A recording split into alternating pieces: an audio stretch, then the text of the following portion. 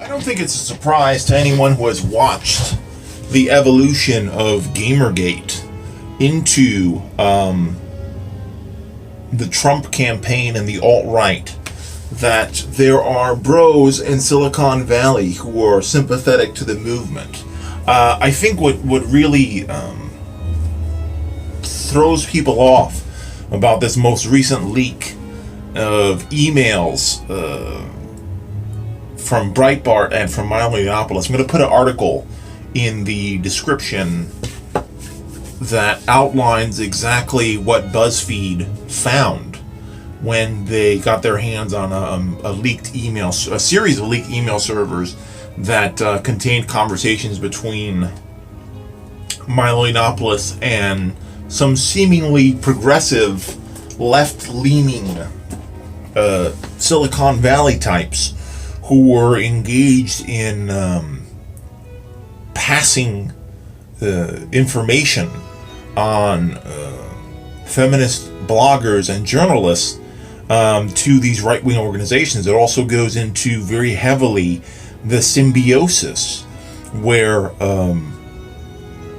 Jared Taylor of American Renaissance would seed his talking points through his assistant onto Breitbart.com, and then Milo, who was the mainstream functionary, would then filter those alt-right talking points into even more mainstream publications via these hidden helpers in Silicon Valley.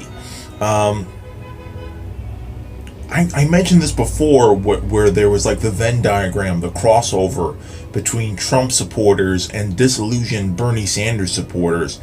And, you know, I myself was a disillusioned Bernie Sanders supporter. But I voted for Clinton. Not that that's some kind of a profound act. It's a standard thing to leave the primaries and then vote for the person that your candidate endorses. That's why the Bernie Sanders endorsement had value.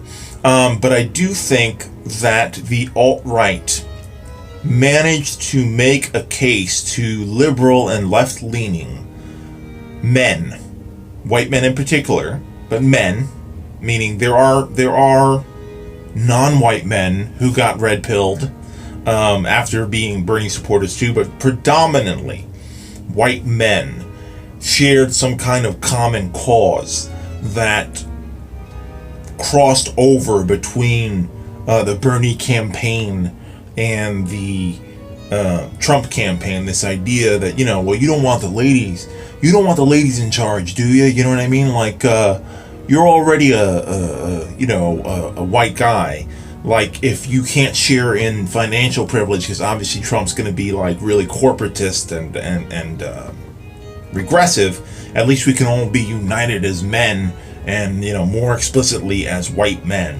The details of the BuzzFeed article are deep, but they confirm a lot of things that progressives online assumed about the relationship between Yiannopoulos and the alt-right, about the relationship between Breitbart and the alt-right, about the relationship between Yiannopoulos and the James Damore types in Silicon Valley who were performing as progressives in order to just get in the front door of various jobs. As particularly, there was a writer for Broadly, which is Vice magazine, you know, Vice.com's feminist imprint, who was writing pro-feminist articles during the day and then sending Yiannopoulos leads on fat feminists for him to shame and to mock. And this will always come back to like this victim narrative of conservatives of like, you know, I can't be openly conservative. I can't be openly, right-leaning. I can't be an anti-feminist. You can be, but then no one owes you a job. You can be a white nationalist, but no one owes you a job. You can be a misogynist, no one owes you a job. So you need to go to Fox News, where misogyny and rape are part of the culture, and you need to get a job employed there. Google doesn't owe you this. The alt-right and like their their fellow travelers seem to be very preoccupied with entitlement. This idea of like, you gotta hear me out. You gotta let me into your institutions. Your university has to listen to both sides. No, they don't. No, they don't. If that's the case, then Liberty University should be forced to let in like atheist LGBT activists, right? To listen to both sides. It's so funny, like the right wing, when they create their safe space is supposed to be safe. But when progressives create a standard, whether it's within a company, whether it's within a community, all of a sudden it's a thoughtless echo chamber and the tyranny of the majority and all that stuff. It's really funny. So, Milo Yiannopoulos, when we thought he was over, I think he might have leaked his own shit. I think he might have leaked all these correspondences and stuff to just keep his name in the news. He's already been dumped by Breitbart. He's already been dumped by all these institutions. He already got banned from CPAC. That's just my theory. I don't have any evidence to back that up. I think that he may have used a third party to leak all this stuff about Breitbart, especially to a mainstream publication like BuzzFeed. There was some incriminating shit. Some of his email some of his email passwords were anti-Semitic references to Kristallnacht, which is the light of the night of broken glass.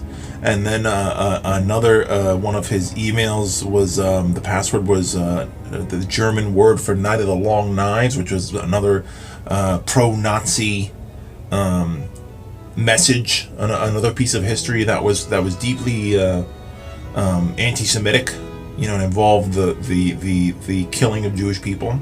There's a lot of self-loathing playing out here. There's a lot of especially when it seems like at one point his best friend was second in command to Jared Taylor of American Renaissance, because Jared Taylor is explicitly anti-Semitic. But I've talked about this with tokens before. Milo is a classic token, and the Breitbart emails, Bannon talks about this. It's important what you are. What he means by that is you're gay, so you can say faggot, so you can spread homophobia. You're Jewish, so you can spread anti-Semitism. And what's fascinating is that actually the editors of Breitbart had to stop Milo, and you can see this in the article, had to actually stop Milo from being more publicly anti-Semitic. They had to stop him from liking gas chamber memes. They had to stop him from using explicitly anti-Semitic language. So I mean, what I took away from this article is that we're being assaulted by like people that are placed beyond reproach on one hand, right? Like the tools of the alt-right are like puppets. And the alt-right knows that they'll get called out for anti-Semitism because they're not Jews. They'll get called out for homophobia because they're not gay. But if they get somebody who identifies as liberal, hint, hint, Sargon of Akkad, hint, hint, Milo Yiannopoulos, they can then say, well, look, Sargon's got black ancestry and he agrees with me. Does that make me racist? So-and-so person has a black wife. He agrees with me. Is he racist? So-and-so person is Jewish. Is he an anti-Semite? Yes.